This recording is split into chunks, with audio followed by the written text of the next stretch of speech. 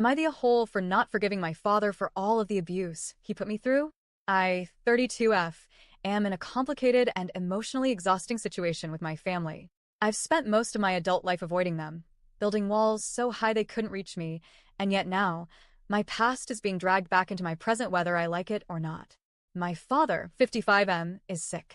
My twin brother, 32M, says he doesn't have much time left. He's been calling me, texting me, telling me over and over that I should talk to Dad before it's too late. He says I'll regret it if I don't.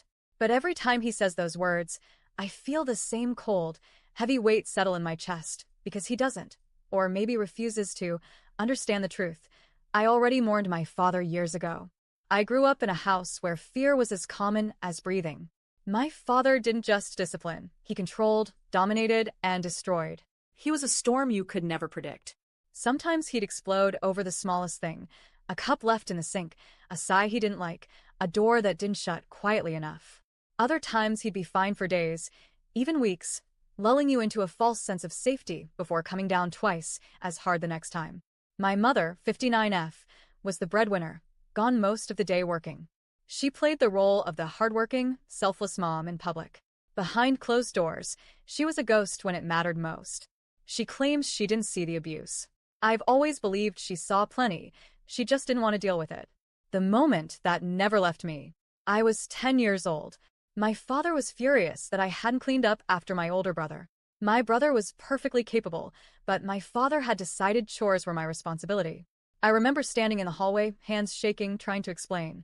He didn't let me finish. His fists slammed into my arms, my back, my ribs. My ears rang from the force. I remember thinking if I cry, he'll hit harder. Then my mother's voice came from the other room. Stop, don't hit her like that. That's what she hasn't asked for. She didn't rush in. She didn't pull him off me. She didn't check if I was hurt. She just gave him directions, like she was commenting on a chore being done wrong. That sentence has been carved into me for 22 years.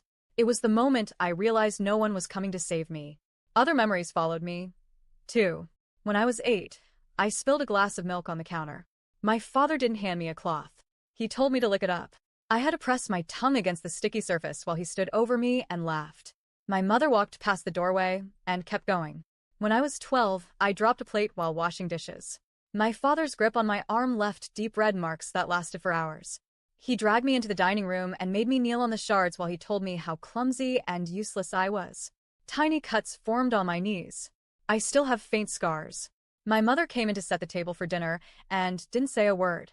When I was 14, I got blamed for something my twin brother actually did, breaking a lamp. When I protested, my father locked me in my room for 2 weeks. The only time the door opened was for him to shove in a plate of food. If I needed the bathroom, I had to knock and beg. My mother told me to stop provoking him. When I was 15, I was woken up in the middle of the night because my father decided my room was too messy. He yanked me out of bed by my hair, dragged me to the living room, and forced me to stand there while he listed everything wrong with me. My looks, my grades, my attitude. My mother sat on the couch watching TV, saying nothing. At 16, during an argument about my grades, my father slapped me so hard I fell against the wall. He told me I was lucky he hadn't hit me harder. My mother, sitting in the kitchen, kept eating her dinner. By that age, I had stopped crying when he hit me. I stopped pleading.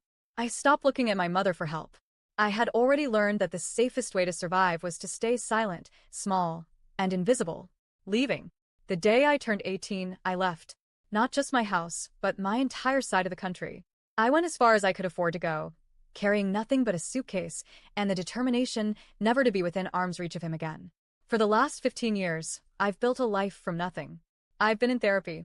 I've learned how to recognize love when I see it, how to trust people slowly, how to set boundaries. I have friends who feel more like family than my own blood ever did. I've also had to accept that I'll never get the kind of apology or acknowledgement I once hoped for. My mother and I speak occasionally, but our relationship is shallow. She still insists she did nothing wrong and that it was all your father. She refuses to acknowledge that standing by while your child is hurt is a choice, and it's a choice she made over and over again. Now. My father is sick. My twin brother, the same one who used to shove me into walls, slap me, and call me names, says it's time to let go of the past and make peace. He says I'll regret it if I don't. But he doesn't understand that I already made peace, the day I walked away. My father has been dead to me for 15 years. The man who hurt me is the same man he's always been. Forgiving him now wouldn't heal me. It would betray the little girl who sat on shards of glass, the teenager who slept with her bedroom door blocked by furniture, the young woman who had to rebuild herself from the ground up because her parents broke her. I've already decided I won't be at his funeral. My absence will be my statement. My brother can call me cold, bitter, ungrateful. I call it survival. So, am I the a-hole for refusing to forgive my father? For refusing to reach out now? Or is this the first time in my life I'm protecting myself the way no one else ever did?